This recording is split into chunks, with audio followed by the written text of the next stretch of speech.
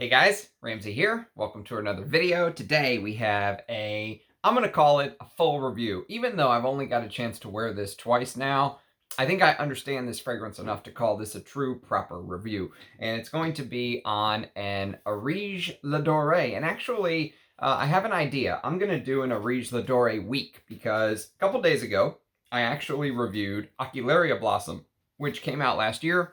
And it was a collaboration between Russian Atom and Taha, who owns Agar Aura.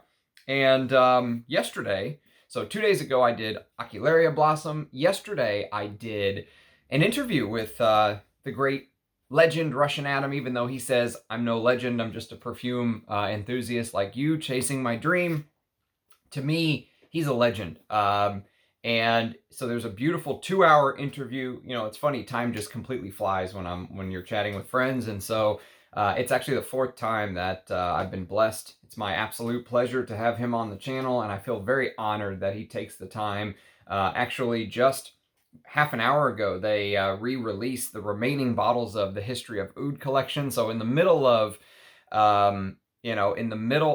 this release, which has been very busy for him, he still took time to do the interview with me yesterday. So go check that out under my lives. You'll find it. We were able to get some questions from the audience, although I didn't realize how behind I was in the comments. There were a ton of great questions I didn't get a chance to get to, unfortunately, but still 2 hours of listening to Russian Atom chat about his views on things is a blessing and never gets old. No matter how many times he comes on the channel, he is always welcome. And so today, now we're going to review a Areej Le Dore perfume that I have only talked about here and there on the periphery of videos. I have not done a full video on it yet, but I'm going to call this a full review. And this is on a fragrance that's called Siberian Summer. And before I show you the bottle, the boxes, you know, I know that, I mean, look at this. Each one of these is sort of handmade. You know, the attention to detail in these presentations, to me, is stunning. He takes the time to put the date that it was produced and the notes on here. And he was thinking, you know, one thing we talked a little bit about this in the live stream yesterday, but he was thinking, what if 50 or 100 years from now, someone sells this bottle? And you know how whenever, you know, we come across old fragrances from back in the day, we have to look at this website or that one and guess what notes are in it. And there's no exact year it was made. One website says 1923, one says 1926. We don't know what the notes are. So he put them all on the packaging. And I can appreciate that. You know, I like the thought process of him thinking ahead, you know, as a work of art. 50 or 100 years from now, someone sells a bottle of this. The person in the future that buys it knows exactly the notes, knows the year, all of it. I love it. And so you can see right here the note listing, and here is the bottle. And I really like these bottles. These are the 30 ml bottles that he did. So it's 30 mils. There's the precious stone that's on top, which I love the just everything, attention to detail. The cap fits nice. So, okay.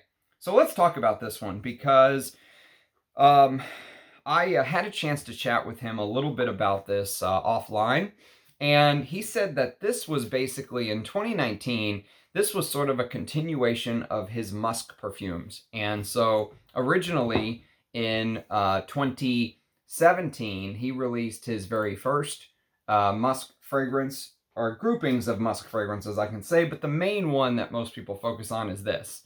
And this is Siberian Musk. I have a full review on the channel, and I have a comparison video between Siberian Musk #1 and Siberian Musk #2. And so Siberian Musk, and also very early on in his release, 2017, 2018, he released this. And this is Inverno Russo. And both of these have real deer musk in them.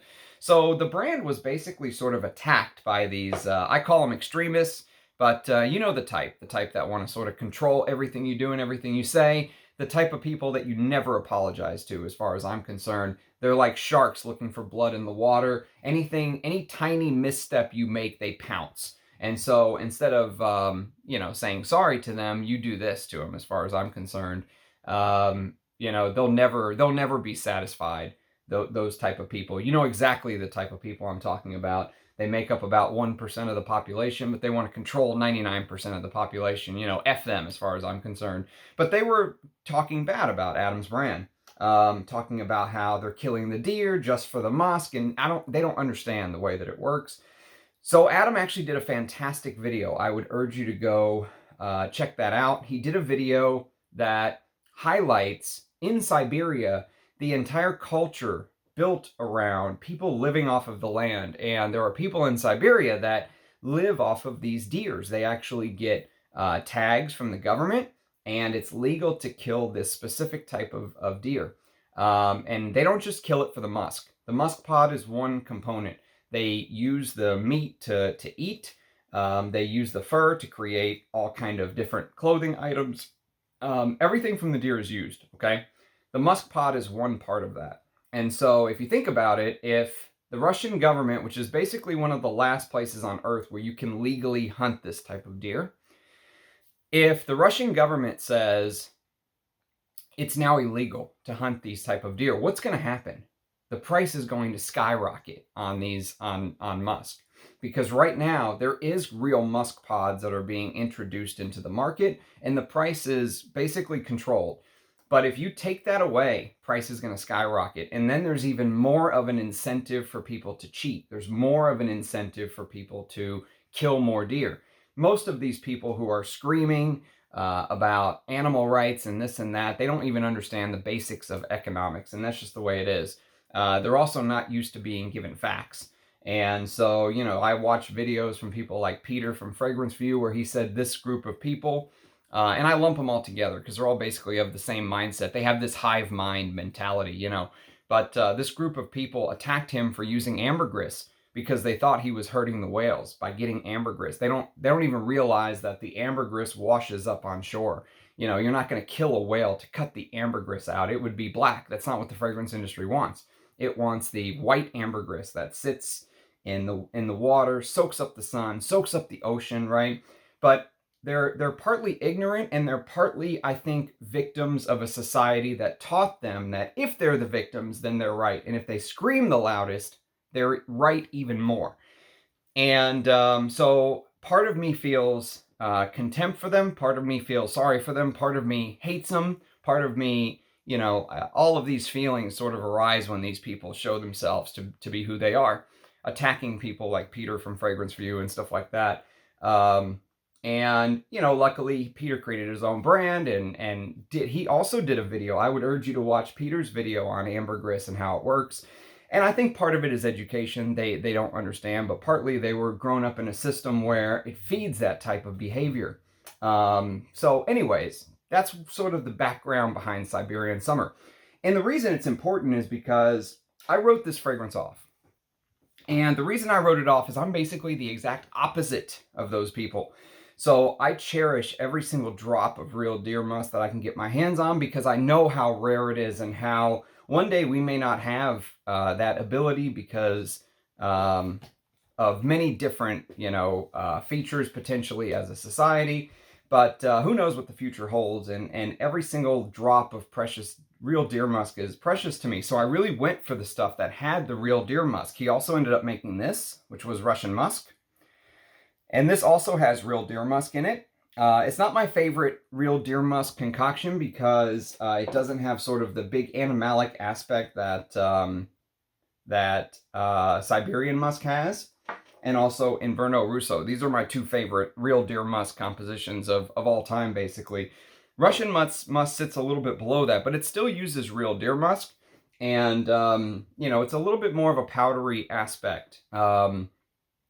A little more of using the inside of the pods to me. A little bit more of using sort of the powdery, you know, buttery, sweet aspect of the musk versus the more animalic, leathery outer part of the pod itself, tincturing the outer part of the pod.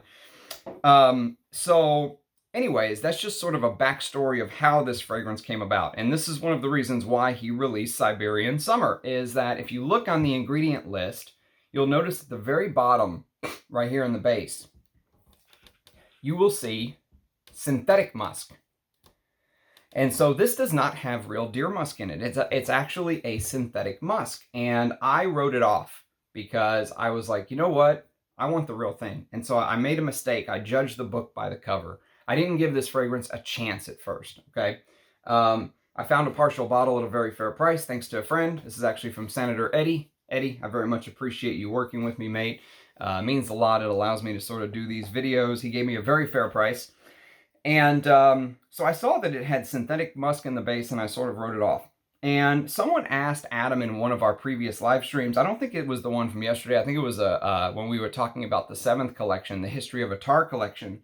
They asked him, why did you use this type of synthetic white musk in the base of a beautiful composition? I forget which one it was. Maybe it was Mysore Senza or one of the 7th collection fragrances that has white musk in the base. And he had basically the best answer for me. And he said, because I enjoy it. And I thought, you know what? You don't always need real deer musk. You don't always need to wear the highest quality Kinam oud, even if you have it in your collection. Sometimes you can enjoy, you know, something that's a $10 or a $20 fragrance, right? Not that that's what this is, but my tastes are extremely wide. I like many different types of perfumes, and I don't always need the most expensive thing, is basically what it comes down to. This fragrance sort of opened my eyes to that in a way, because when I first smelled this, I thought, wow, this smells like it has real deer musk, even though it doesn't. Even though it doesn't have real deer musk, you could probably fool me. This is one fragrance where if I close my eyes, it has that real deer musk DNA to me. This could fool me. This could trick me. And so what ends up happening is, when you first spray this fragrance, you basically get this sort of green, resinous, birchy opening, okay? So the opening is cut with this very fresh green smell from the very start. And green is one of the most important colors of this fragrance. So a lot of times people ask, what color do you see when you smell a fragrance? This is a green fragrance. And a really good green fragrance too that does not get enough love. I think this fragrance deserves much more love in the fragrance community. And so almost like a man with an axe chopping at a tree. Maybe imagine like someone chopping at a Aguilaria tree looking for oud, right? Maybe they're chopping at the trunk of the tree, tapping it to see if there's oud inside. They can't tell, so they chop it with the axe. And the axe wounds the tree. Okay, and the tree is sort of releasing the smell of this fresh bark that has not seen the outside because it's on the inside of the tree. You know, the hard bark is on the outside. This is the softer, fresher, more moist, greener bark that hasn't made its way to the outside. And because of that, when the tree is being chopped, it releases this fresh green smell, okay? And in the background, let's say in this imagery, you're in this forest, you're standing next to a man who is a lumberjack, he's chopping this tree, and in the background there are these little huts that look like they've been there forever, but they're not very complex houses. They're smaller houses, maybe with, multi-generations of families living inside of it, and they are cooking, and you can smell sort of, either from the windows being open or the chimney, you can smell this sort of smoldering fire-like smell in the background, okay? So maybe the fire is not to keep them warm, because I imagine this being in springtime or even summer. And so this warmer weather environment, and along with that smoldering fire-like smell, you're hit with these fruity, floral aspects. So imagine you're smelling maybe some berries, okay, in off to the side, or you're smelling Champaka flower off to the side, or jasmine or something like that in the rest of the forest, right? Little hints of flowers are sort of coming to your nose, along with the camphoraceous green-like touches. And the floral elements actually are Champaka flower and jasmine. And it always reminds me of this like warm weather environment, you know, flowers in bloom, summertime, stuff like that. So the first thing my nose encounters, which might be challenging to some people, okay, is there is this sort of green aspect of Siberian summer that comes across animalic, and what I would say is slightly pissy, okay? There is no civet listed, so the note listing, if you're interested, is camphor, bergamot, lime, birch tar, and fir balsam. with Champaka, jasmine, and galbanum in the heart, with a base of Russian cedar resin, with vanilla, vetiver, synthetic musk, amber resins, and oak moss. And so imagine the green aspect sort of coming across slightly pissy. And even though there's no civet listed, the way that the green notes sort of merge, okay, from this green, pissy type of aspect, to my nose, it smells very different from civet. However, it can give off sort of the same vibe, okay? So it doesn't smell like civet smells to me, but it can almost play the same role in the fragrance, but it does it in a little bit of a different manner, if that makes sense. And so have you ever seen like a tree being chopped down, or let's say it was so young. Let's say the tree was so young that the bark inside is still green. And you know how when a sapling sort of gets cut down, sometimes it oozes sap and it's sort of sour and sticky, right? And you know how sometimes if a tree branch on a young tree looks so thin that you can just break it off, right? You're like, oh, that's easy. I could just break that branch off because it's so it's not a big branch yet, but it's a young tree, and the tree is very malleable, right? Almost like a rubber tree feels like, and it feels like you can just break that branch off with your hands, right? And so you try to break it, and you try to properly break it, and it almost strings of bark start to peel from the tree. The branch is still sort of hanging on by these strings of bark. You maybe peeled most of the branch, you've broken most of the branch, but it's still sort of clinging to the tree by this bark, these peels of bark that are sort of still stuck to the tree and the branch. So you figure, you know what? I'll just twist it. I'll just twist the damn branch and rip it off that way. And you have to twist and twist and twist because it's so connected to the tree. But the inside of the tree feels so green and rubbery and malleable, and it's also somehow resilient at the same time. So imagine just twisting a brand new sapling tree and it won't break. Okay, that's the green smell. That's the image that comes to my mind of this sort of pissy green, but with nature. That's the thing. This is a very natural smelling fragrance to me. This is a fragrance that this is something you want to wear when you want to feel like you're part of nature. You want to see sort of the rivers around you, the forests, the flowers, the berries, right? Extremely natural smell, but also there are parts of, let's say, a human environment involved. I mentioned sort of the fireplace coming because people are cooking inside. Maybe grandma and granddaughter are cooking together. Different generations of family are cooking together inside of a little hut with, and sort of that smell is wafting out. Not a gourmand smell, but just like a camphorous, fiery smell. That's what the birch tar gives you. It gives you this slightly smoky, resinous aspect, which I absolutely love of this fragrance. So this green smell, slightly pissy, but of nature is what you get within the first hour or so. And what really captures me and gets me is the way that the birch tar note adds just the right amount of smoke. I feel like if this was improperly dosed, the smoke would take over. You would have a smoke bomb. This is not a smoke bomb. This is a fragrance that is extremely well balanced and of nature to me, to my nose.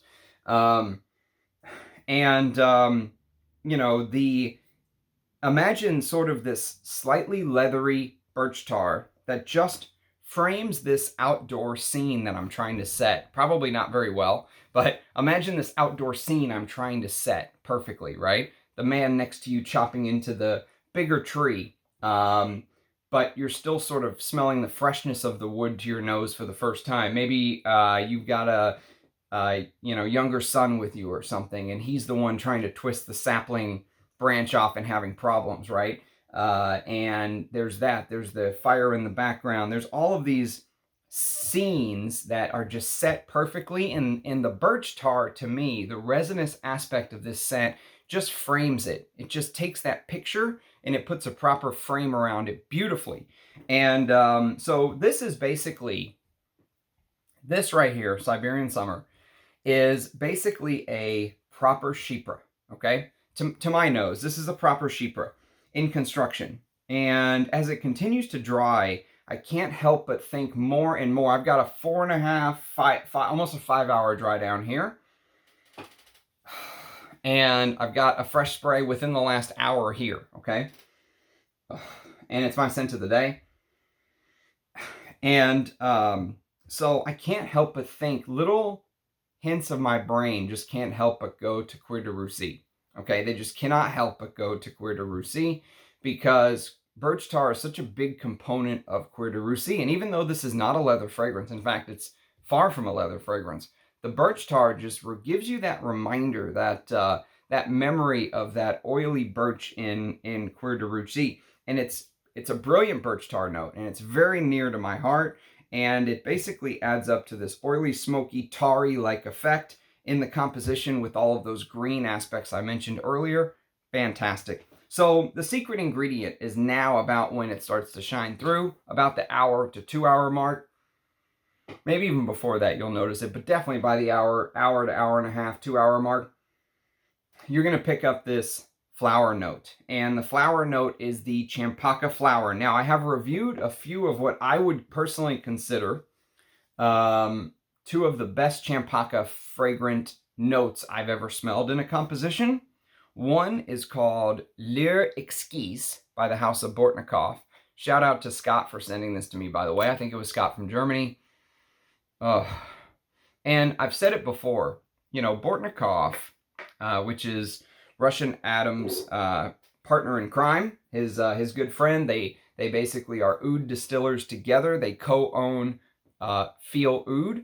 And yesterday on the live stream, Russian Adam, he revealed that they're going to do a Feel Oud branded 3 perfumes. 3 will be Feel Oud branded sprayable fragrances with him and Dmitry Bortnikoff together. I cannot wait for that. So that was yesterday on the live stream. I would urge you to check out every single interview I've done with Adam. I really think that it's some of the best content that I put out on the channel because Adam is just a complete open book. It's almost like having a frag head like me turn into someone like Russian Adam and then come back to the community and share everything because he loves the fragrance community. That's what having someone like Adam in your corner is like. It's like having one of us on the inside, if you will. You know, even though I know all of the big fragrance houses consider him an outsider, he's still sort of an insider as far as I'm concerned. But Exquise by Bortnikoff is one, and the other one is called Bonheur. Now, Bonheur is going to be probably the hardest of the two I just mentioned to find if you're interested in Champaka scents, because this was discontinued very early. But both of them are just brilliant Champaka creations, and I've said it before, I think Bortnikoff's strength, to me, his biggest strength is these flower accords that he uses. You know, Blue Lotus and Frangipani and Champaka, and, you know, even the way he does jasmine and rose, and his flower accords are out of this world. I mean, I have yet to smell another perfumer who is just so naturally gifted at creating this floral accord. Even in fragrances where you don't expect it, like Oud Monarch.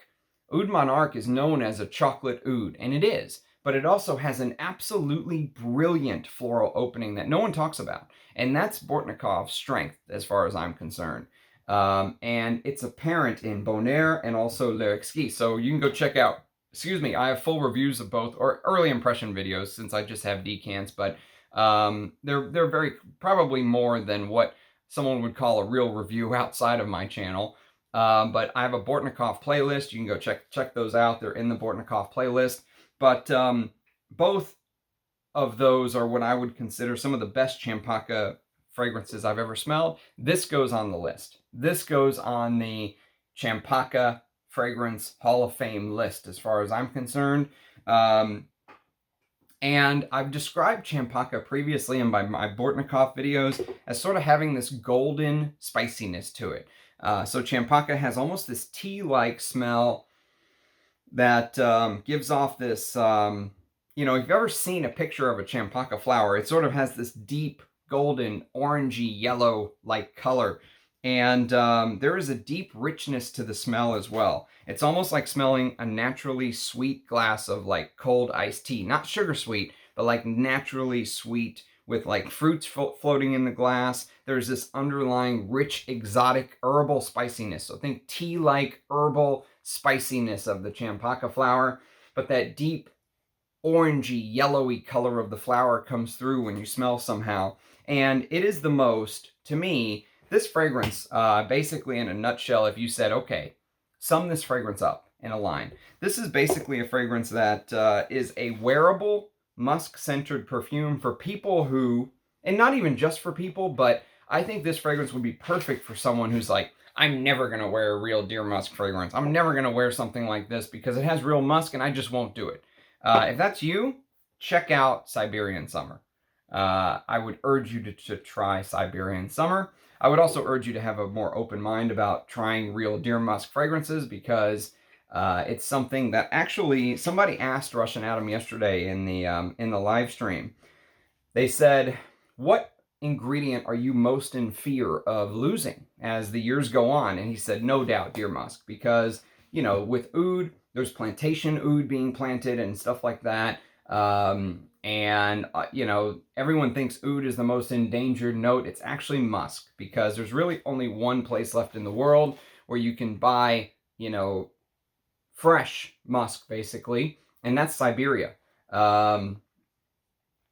If you find like Indian deer that were killed, it has to be vintage. You can't legally kill, let's say, the Kashmir deer in India anymore. It has to be, you have to find like vintage stock. And if you find vintage stock of deer musk pods, then it depends on how they're stored. And he got into this yesterday in the live stream as well. So, were they stored in the heat? Were they stored in the freezer? Were they, left just open? Were they dried out? And, all that's left is sort of this very sweet, powdery smell of the musk. You lose all of sort of the details. And all of those factors come into play if you buy vintage musk. And so to me, a proper musk perfume is something that we could potentially be losing as fragrance lover. And the thing about this fragrance is the way that it flows to me. This fragrance, I think, just as much as any other, even though it doesn't get the love, for whatever reason, I think because it's summer, I think because the word summer is in here. And, people think of Russian Adam's fragrances as deep and thick and heavy and resinous, and he did an entire collection, basically the 7th collection, around a completely different theme. He wanted to make fragrances that were more wearable. Some of the fragrances like Mysore and Senza have this fresher element and they're made for easier wears. And so he's somebody that likes to kind of go all over. But I think when people saw the name Siberian Summer, they were like, oh, this is going to be a freshie. I don't want a freshie. This is not a freshie. This is absolutely not a freshie. It's an animalic, green, tarry, resinous, take on a perfume. And what's amazing is how it all flows. This fragrance flows like pieces of the puzzle put together, basically, to my nose. The green camphor-like smell in the opening gives off this sort of medicinal, spicy, earthy, balmy-like smell. And some say camphor has this mothball-like effect, but I've never actually gotten that from camphor, at least not that I can remember. I don't think I've ever smelled this mothball-like effect before, but imagine this sort of mentholated green smell of like crushed sticks and twigs like we were talking about earlier, of the saplings I mentioned earlier in the video, that just sort of melts into this earthy, bitter, resinous galbanum. And so I want you to imagine sort of the birch tar and the camphor in the top. And in the top, I completely forgot to mention the bergamot and the lime. So there is a little bit of citruses in there, but my nose instantly sort of focuses on the birch tar. And maybe that's because what I want to focus on. The nose sort of gravitates to what you like sometimes. And for me, it is that smoky, spicy, resinous, animalic aspect. And it focuses on the birch tar, completely ignoring sort of the bergamot and the lime, but there is a little bit of that citruses to get you into the fragrance. And so you have this sticks and twigs, let's say, of the saplings that are crushed, and I mentioned earlier in the video that it just melts into this earthy, bitter, resinous galbanum, okay? The galbanum is sharp, and it takes basically the baton from the camphor and in the top. And then once the base starts to make itself known, the galbanum, which again is very bitter and green, it's a resin. The galbanum sort of hands that baton off to this very earthy, volcanic, smoky vetiver and this textured oak moss, okay? So into the dry down, you know, you get this Siberian stone pine, you get a little bit of amber, just a little bit of vanilla. It loses that pissiness. The pissiness is mostly sort of in the opening, and it just ends up with this beautiful, smoky, you know, textured oak moss with this vetiver, this earthy, it's an earthy fragrance. It's green and earthy, but it just represents nature to me. This fragrance is a nature fragrance. If you like other fragrances that I would say put you in nature, so they don't smell anything alike, okay? Nothing. But if you like stuff like this is a fragrance that you want to smell when you want to be with nature. Guerlain Vetiver, okay? Smells nothing like Siberian summer, but for some reason it has the same effect on me. It has the same, when you want to be in nature, maybe you want to have a picnic under a beautiful big tree, you know, a tree that looks like it's been there for thousands of years, even though obviously it hasn't. The tree might look like that. It looks like it's the tree from the Garden of Adam and Eve, and you just want to sit underneath it and just eat your picnic and marvel at its beauty, right? That's the type of fragrance that this is to me. It conjures up those type of images.